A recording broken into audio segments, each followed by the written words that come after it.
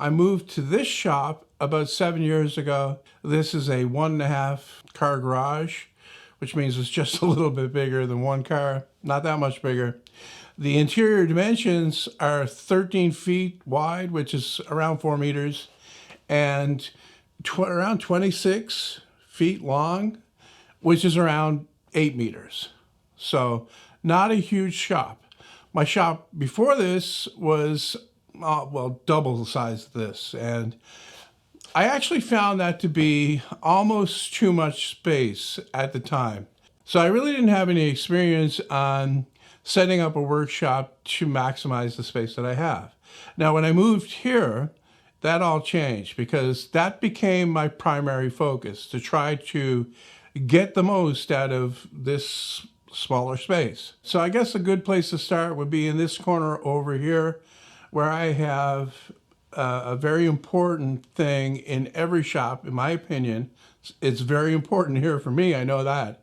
And that's a place to put offcuts and scrap wood where you can easily get at it. And it's out of the way and it's not getting loaded down with dust, because nobody wants to be rummaging through dusty material looking for a piece of something that they need for a project. That's the other thing about this back here.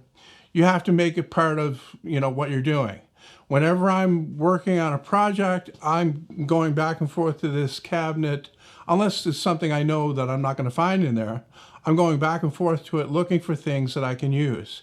You have to do that. You have to stay on top of it. It can't be cram-packed full so that you can't actually use the stuff. In your shop, doesn't matter how big or small it is, you still have to keep areas, like you have to provide space for things that you may use in the future. I've tried this, but I think it's almost impossible just to keep on hand the things that you need for the project that you're currently doing and nothing else. And that's probably especially true for lumber, the wood that you're going to be using in your projects. You need to have some on hand. And if you're working with hardwood and you're getting it from, well, every supplier these days uses a kiln to dry it. It depends on how long it's out of the kiln, because my place that I buy my hardwood from, it could be as little as a week out of the kiln, or it could be months, you don't know.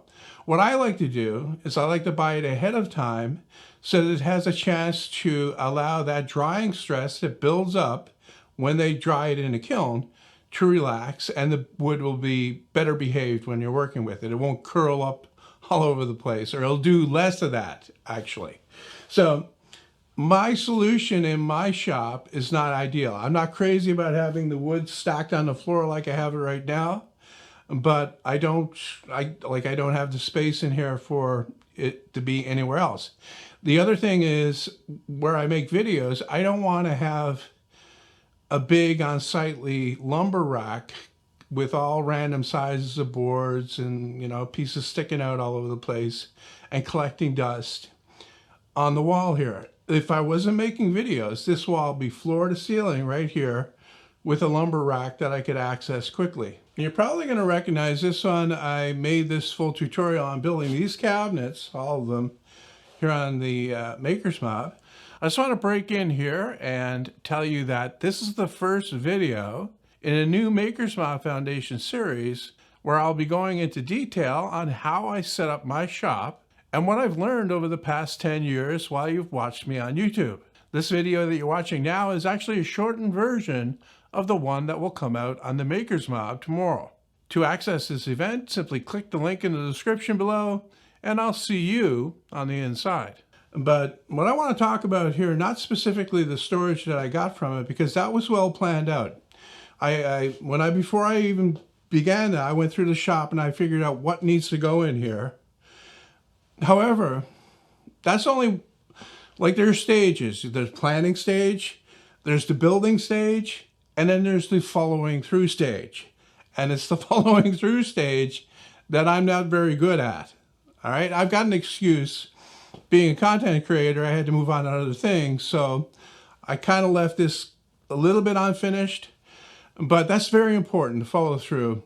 When you come up with a storage solution that you know is going to be effective, you have to follow through. You have to see it through to the end. You have to actually take the time to take everything that you want to put in there and get it organized in there. This next one depends upon the tools that you use in your shop. For me, number one tool is table saw. Number two is my miter saw. So if you're that type of woodworker that uses this tool a lot, the best thing that I've found to do is to build a miter saw station like this one, to have the tool set up and ready to use, unobstructed, plus you'll get all of the storage that I currently have in this one unit. So the key point of the miter saw station is to recognize the tool that you're going to be using and how much space it actually needs to operate properly, and then maximize the space around that so that you don't have to mess around too much. I've seen lots of, like I've done this myself, carts with miter saw set up on it and the wings fold up. And I've tried all that stuff, and you know what? If you're using a miter saw often enough, those wings are going to stay folded up. And the miter saw is basically going to stay in one place. So you really should just go ahead and build something that more effectively uses the space. Because if you have fold-up wings on some cart that you're supposed to be rolling out of the way, that space that's underneath those wings is wasted space because you're never going to use it. I'm going to end this one off talking about this right here. Now, I'm not talking specifically about the cabinet, but the idea behind it. It's a single-use cabinet, and I've come to the idea that single use is good. Standalone single use is not good. What you really want to do is make something like make a storage solution here that's more modular. Not to have this single cabinet on the wall. It works. This does everything I need. It's a drill press cabinet or a drill cabinet. It stores all my drill bits for the drill press and the handheld drills, plus a few other things like vices in here. However, it doesn't make best use of the space. I do actually have one other thing I want to talk about, and that's dust collection. I don't have any central dust collection in here. I tried that, I have tried that idea before. What I found is that I really don't need it. I think a more effective dust collection approach for the small workshop is decentralized, small shop vacs in locations where you need them. Like my miter saw station here has a shop vac built in that I empty maybe twice a year. Also over at my sanding area where the spindle sander and my belt sander is, I have another shop vac. That one's actually like almost 30 years old.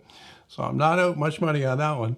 I don't almost ever empty that one, and I just turn it on when I'm using the tools. Here at the table saw, I took the approach of passive dust collection. I just let the dust fall on the floor, the heavier stuff.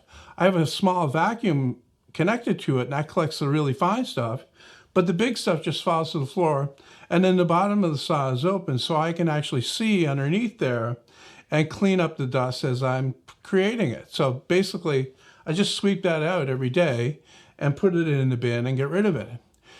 I don't need any other area, like at the bandsaw up there is the other major power tool in here, but that really doesn't need the same level of dust collection as, say, the miter saw or the sander would. Now, with that said, if I did have a bigger shop, I would lean more towards central dust collection. But for the small shop, I think it just takes up too much space.